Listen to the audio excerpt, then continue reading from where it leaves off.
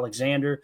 As you guys know, Goody spoke, and I apologize for the audio quality. I'm just glad that somebody shared it. I'm trying to remember who shared this. I want to say it was Ryan Wood or Matt Schneidman, one of those two guys. But Goody was asked about Jaire Alexander earlier today at the owners' meetings, and here's one of the comments that he had made. I think we're still working through that. Obviously, a very, very good player for us, and we have some time here to kind of figure that out and see what's best for him and for the organization. Is there a possibility that he plays for you in 2025? It could be a possibility, absolutely. But yeah, I think we're in the middle of that right now. Brian, you think whatever way you go with that, it will be resolved by the draft? I think that would be nice, but I don't think you can say that for sure. But I think that would be helpful. I think we're still working. All right. Goody's comments on it. And many people take it different ways, right? Like it's, okay, he's coming back. Others were like, yeah, he's just talking about he wants a draft pick back. So I think everybody's kind of dug in where they stand either way. You guys know how I feel about it. I would love to have him back. I would. But, not at the tune of giving him more guaranteed money. And as we get into the next article we're going to cover here, you'll find out that it sounds like his camp actually asked for some more guaranteed money after the 2022 season, I believe. So we'll kind of dive into some of that here in a second. Coach Lynn has a question, though, guys. And he says, is it the agent's job to find a trade partner for Ja? I think it's both. It is. But in this situation where maybe Jaire isn't happy, you tell him, hey, you got freedom to go seek a trade. Go find something, right? And I think that's where it's getting really weird, Jacob, is because they're going out there and they're looking for a trade, and it sounds like they're not finding a trade partner. Imagine being in Jaire's camp and having your agent come back and go, yeah, man, the best we could find was a 6th-round pick for you. That's got to be like, okay, maybe I'm overstepping my boundary here a little bit. You know what I'm saying? Yeah, absolutely. I mean, Jaire has been with the team now, I believe, was it 2018 or 2019? He's used to being talked about as top 3, top 5 at least, if not the top cornerback. And sometimes the mighty have fallen, and it only takes 1 year removed from the NFL. What do we always say? The NFL stands for not for long. All of a sudden, Jaire wakes up after about a year and a half of kind of a weird, bumpy up and down season with injuries and off the field and on field concerns, where it kind of tussled that reputation he had as one of the best of the best. And now he's not durable. So you saw immediately, I mean, it seems like cornerback is the most fleeting, successful position in, I think, at least all of football, because 1 year you can be a top 3 absolute stud. Like, look at what happened with Sauce Gardner this last year. Went from being one of the best rookie quarterbacks we've ever seen splash on the scene to just taking a very big step back. And it's not necessarily, you don't blame the cornerback always. It could be a number of different things that is going to happen to make that kind of the quote unquote fall off happen. But right. I think that Jaire is eating a big slice of humble pie right now, even if he won't admit it, and looking around realizing, hey, not everybody wants me anymore. I think that's a great point, Jacob. What I was thinking to it was, Goody was saying Aaron Jones is coming back 100%, no problem, right? And bam, look, we look around the corner and he's gone. Goody could be saying, hey, Ja's gone, whatever, work him up, and then, hey, maybe we can cut the deal, or, either way, he's going to be on the team. If not, if Goody's hands off the rest of the time, Ja's suiting up, like he's on the team. So that's where I'm still hesitant that Goody's kind of probably playing both sides of the fence right now and just trying to figure out which one he can get more money from. I would agree with that totally, right? I mean, I'm taking Goody's comments today at face value. Like, he doesn't have to do anything right now. Ja's under contract. At worst, he could turn the screws to him and say, hey, you got to play here. Right. And as far as his agent, Ja's agent, being responsible for finding a trade partner, I think that's like a secondary thing. If he's, the agent's job is to look out for his client and find the best scenario for his client. So if that means shopping possible trade offers and trying to, work your channels and present it to the GM, then that's one thing. But at the end of the day, it's Goody's job to figure out what he's going to do with Jaire. And that could very well be him playing in Green Bay this year. Yeah, Tim, I'm going to start with you on this question from Ron Samble. If Goot gets a good offer, let's say if his best trade offer comes from an NFC North team, would you trade him to the NFC North team, or would you take lesser draft compensation to keep him out of the North? I think if you're an NFL GM, you take the best offer. And I think us as fans would say hell no to that immediately. Like, don't trade them. I don't care if they give us a first and a second. Don't trade them to a division rival. But at the end of the day, it's a business, right? And you got to look out for the organization. And if it makes sense on paper and it makes sense, with roster alignment and, the plans for this team, and there's a decent offer, I think Goody would entertain an NFC North offer. The fan of me is like, no, don't do it. But I think if Good does get a good offer, he would seriously consider it. I do. I guess I'm weird too, Emilio, because like when I hear that, if it's the best offer, yeah, hey, let's lace them up, bro. Let's go. Let's see if it was the right move for you. It's just like Aaron. The rumors are, Aaron was working out with DK Metcalf out west. It sounds like, and if he goes to Pittsburgh, there's a chance we could be playing the Steelers in Ireland against Aaron Rodgers, right? Sign me up. Let's go. Right. Let's crack skulls. Like, why are we? Oh no, I don't want to play that guy. Crap. You either want them on your team or you don't. And if you don't, go kick their ass. That's the way I see it. Yeah. I close my eyes and you tell me I get a first and a second, and you don't tell me who it's from. I'm hitting A as fast as I can on Madden. Trade me them picks, man. I gotta go, man. We're trying to move up in the draft. We're trying to get something done. Yeah. What do you think, Jacob? Would you accept an offer there, a better offer from an NFC North team, or would you take the worse offer from a team from another division there? As a fan, no. Like Tim said, if I'm the GM and I actually have like a stand, like if they're willing to throw me another round above anybody else, I'd grit my teeth and say, all right, let's go. That caveat asterisk, not to the Bears, just not to the Bears. Gotcha. All right, there you go. Well, let's get into kind of how we got here with Jaire, okay? Many people, they've got their stance on it. There's stuff I learned here that I didn't know. Like, I didn't know about the prior incident in Louisville. We'll talk about it. And it doesn't make me want Jaire any less. It's just when you kind of look at this, some people on one side, they're like, he's really done nothing wrong. On the other side, you think he's the worst person in the world. Obviously, the truth usually falls somewhere in the middle, right? You got people who are big fans of Jaire. They're going to defend him. You got people that hate Jaire, he can do no right. But basically put this article together, Jaire Alexander, timeline of injuries and character concerns. You can find this on the Patreon group. Some of you probably already read it that you're a member in there. Here's a comprehensive list of Jaire Alexander's injury history based on available information up to March 31st, 2025. And then we'll have the personal issues after this, okay? So in 2018, his rookie season in Green Bay, he missed 3 games due to various minor injuries. Specific details not widely documented, but he played in 13 to 16 games. Injuries did not result in placement on the IR, so he stayed fairly healthy as an NFL rookie. In 2020, he played in 15 of the 16 regular season games, missed 1 game due to a minor injury. Specifics unclear there as well. So he just missed 1 game his second year. And then, of course, you had this injury with the shoulder in 2021. Suffered a significant shoulder injury. It was an AC joint sprain in week 4 against the Steelers. Missed 13 regular season games due to the shoulder injury. Returned for the postseason playing in the NFC divisional round loss to the San Francisco 49ers. So, obviously, that was the big injury that kind of rerouted his career. In 2022, no major injuries reported. Played in all 16 games. 2023, he missed 9 games due to a combination of back and shoulder injuries, not the same shoulder as 2021. So it was actually the opposite shoulder, according to this. Back injury first noted early in the season. Shoulder injury separate from 2021, sustained week 9 against the LA Rams. He missed 4 to 5 weeks with a groin slash quadriceps injury. Then missed 6 consecutive games, weeks 11 through 16, it looks, due to the shoulder injury from the Rams game. Not placed on IR, but occupied a roster spot while inactive, returned for week 18 against the Chicago Bears and played in both playoff games, including an interception in the wildcard win over the Dallas Cowboys. Also served a 1-game suspension in week 17 for conduct detrimental to the team unrelated to the injury. Now we've got the injury from last year, obviously with the knee, right? And I didn't even realize it happened in the Jacksonville game. It feels like it was a lifetime ago, right?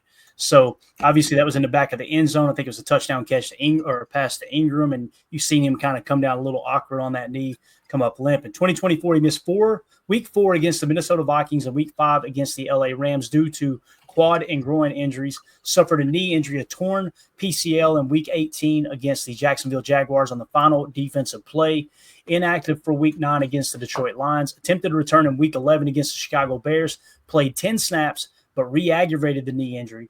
Then he missed 6 consecutive games, Weeks 12 through 17, following the re-aggravation. Missed Week 6 against the Arizona Cardinals, groin listed as questionable but did not play. Ankle injury reported during the wild card win over the Dallas Cowboys. Is that the year before? That'd be the year before, right? So it mixed and matched here on us. Played but aggravated it during the game. Status for subsequent playoff games uncertain at the time. Underwent arthroscopic knee surgery in early January 2025 for the PCL injury, placed on IR, missed the remainder of the regular season and most of the playoffs, eligible to return if the Packers reached the Super Bowl. My knee. In 2025 offseason, as of March 31st, recovering from the January 2025 knee scope, PCL sprain management, no further game-related injuries reported as the season concluded. Status for the 2025 season uncertain, pending recovery timeline, with trade rumors circulating, but no definitive updates on his physical condition there post-surgery. So it looks like the AI mixed up that one aspect there with the shoulder, throwing it in probably because it carried over into the year 2024 when it was actually the 2024 season we were trying to talk about there. So anything you guys want to add to the injury list? I mean, that's a pretty extensive list, isn't it? I mean, you're talking about 4 or 5 different body parts now. Yeah. I guess my reaction is, name a guy that's played in the NFL for 6 or 7 years and doesn't have a laundry list of injuries. I think the biggest complaint with Jaire is the inconsistency of whether we know he's going to be available or not. And the whole not putting him on IR and him sucking up a roster spot, that's not on Jaire. That's right. That's on Packers brass right there. So you can't blame Ja for that. And, I don't know what else to say at this point. I'm not willing to go as far back as, rookie season, or pre-draft with Jaire. I'm willing to go back, the last 3-4 seasons and really look at what we've gotten out of him for the money that we've paid and, make our determination. So, the conduct detrimental to the team kind of stuff, I feel like, I'm taking that as face value. I feel like they worked past that and worked through it.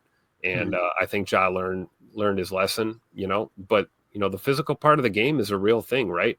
You can't make the club in the tub, like we always say. So that's the most important thing.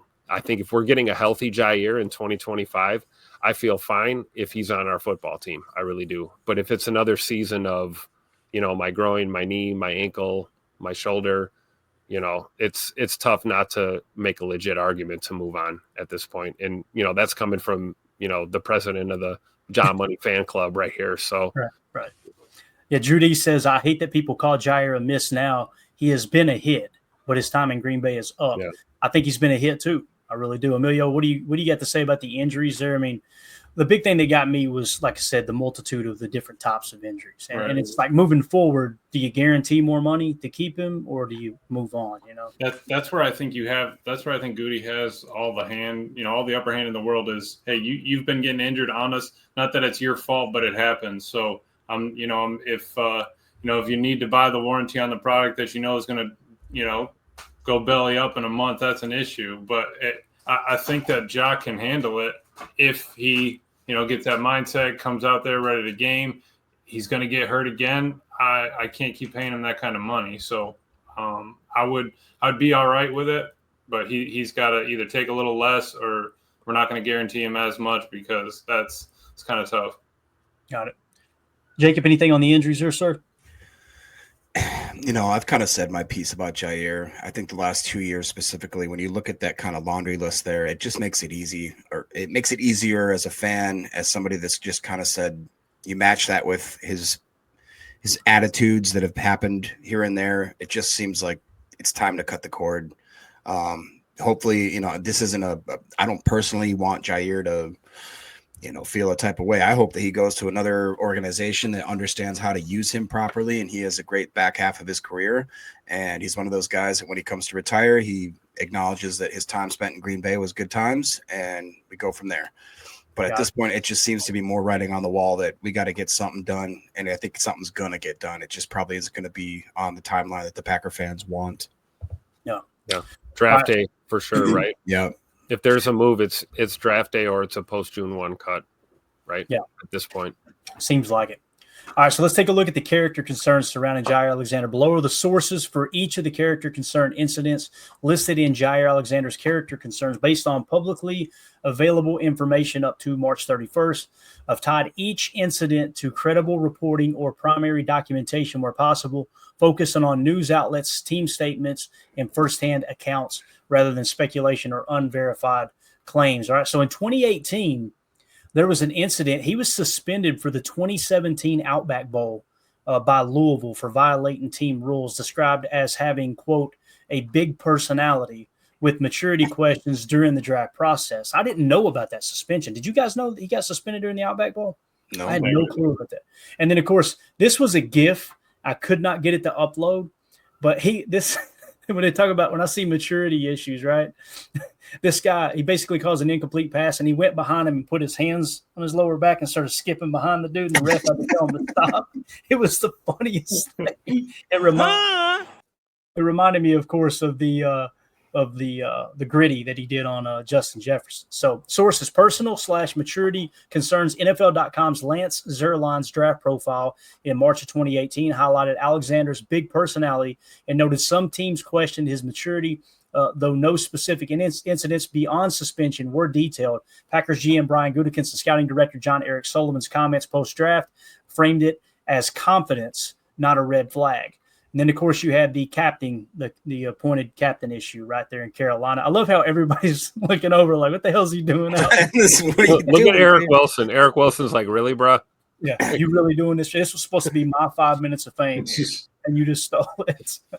So even the refs like, what the hell are you doing out here, Jai? Yeah, we told you were going to be here. So, the big thing with John, the personality aspect of it is like nobody minds a big personality if you're walking the walk and talking the talk. And I don't think there's anyone on this pod that would disagree that when he's healthy and available, he's a monster. One of the best. Yeah. The biggest issue is being healthy and being available. So the big personality to me is, I guess it's not as serious as some fans might think it is. When he's healthy and ready to play, he's ready to play, and we get the best out of him. The problem is the inconsistency. All right, so here in 2023, conduct detrimental to the team incident. He was suspended for 1 game of Week 17 for conduct detrimental to the team after appointing – I can't say it without laughing – after appointing himself captain and mishandling the coin toss in Week 16. I'm the captain now. That drop. Criticized it says in Week 16 against the Panthers, he criticized teammates and coaches indirectly. Now, I do remember him saying after that, when that happened, he said, I guess they didn't know that I was from Charlotte, is one of the things he said in the locker room. Like, no, I'm pretty sure they know, but they don't care. Like, they appointed captains. But anyway.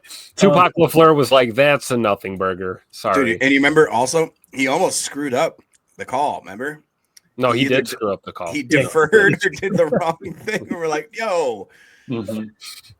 So suspension and coin toss incident. This is just given everything that's verified. I know you guys know it's verified. We'll read it anyway. Official Green Bay Packers team statement announced the 1-game suspension for conduct detrimental to the team, citing the coin toss incident. Coin toss gate is what we should call it. ESPN's Rob Domofsky detailed Alexander's unauthorized captaincy and coin toss blunder. There's the blunder we talked about, right? Corroborated by video footage from the Packers-Panthers game broadcast on Fox. We're going to give him some. In post-game comments, Alexander's lack of remorse was reported by Matt Schneidman of The Athletic, quoting his press conference where he shrugged off the incident, saying, I'm not worried about it. Criticism of teammates and coaches. Subtle digs were noted in Matt Schneidman's The Athletic piece on October 31st, where Alexander expressed frustration with the defense, saying, we've got to do more. If you guys remember, they asked him about the offense struggling, and he said something along the lines of, well, we got to do more on defense. And it wasn't like, how do you fix the offense? It was more along the lines people took it as, well, we're going to have to do more because they're sucking right now. It's essentially what it sounded like. That was how it was framed. Whether he meant that, I'm not going to sit there and try to pretend to read somebody's mind. Interpreted as indirect criticism, he was criticized for sideline attitude. The complaints were observed in game footage, Packers versus the Rams, November 5th, via NFL Network sideline reports. All right. And then it says 2024 attitude and team dynamics incident, missed a team meeting before week 8, showed frustration on the sideline in week 11, fueled trade rumors with social media activity. GM Brian Gutekunst addressed ups and downs. Sources, I think that's when he erased all the Packers stuff off of his Instagram. Sources, the missed team meeting was reported by Matt Schneidman. It said where Alexander acknowledged his PCL injury, but also noted missing a meeting prior to the Jaguars game, viewed as unprofessional by team insiders. Sideline frustration was observed in the Packers Bears game November 17th, with NBC Sports broadcast footage showing Alexander visibly upset after playing only 10 snaps due to his knee re-aggravation, reported by Ryan Wood. That's probably more of him being upset that he was injured, to be honest with you. Right. Things could be a lot worse. I could be a Bears fan. Trade rumors and social media. Ian Rappaport of NFL Network reported the Packers were open to trade offers when Alexander's locking of trade-related tweets noted on X. So he actually went through and locked the trade rumor tweets. And then Gutekunst's comments, Packers GM Brian Gutekunst's press conference at the NFL Scouting Combine. We've had ups and downs, reported by Rob Demovsky. And there, of course, is the world-famous Gritty, right? What a great shot right there. It really is. Look at JJ sitting on his ass. Jaire like he always does. I'm going to sit here and pretend like he's not one of the best receivers in the game. I love it. He's the worst guy your around. boy Rudy Ford in the background, you know.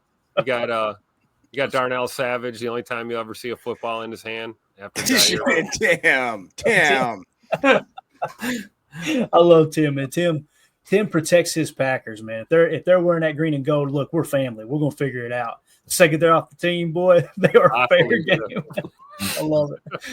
Oh man. All right. So general reputation incident known for trash talking, labeled a diva by some, and contract disputes in 2024 season perceived as lacking team first mentality.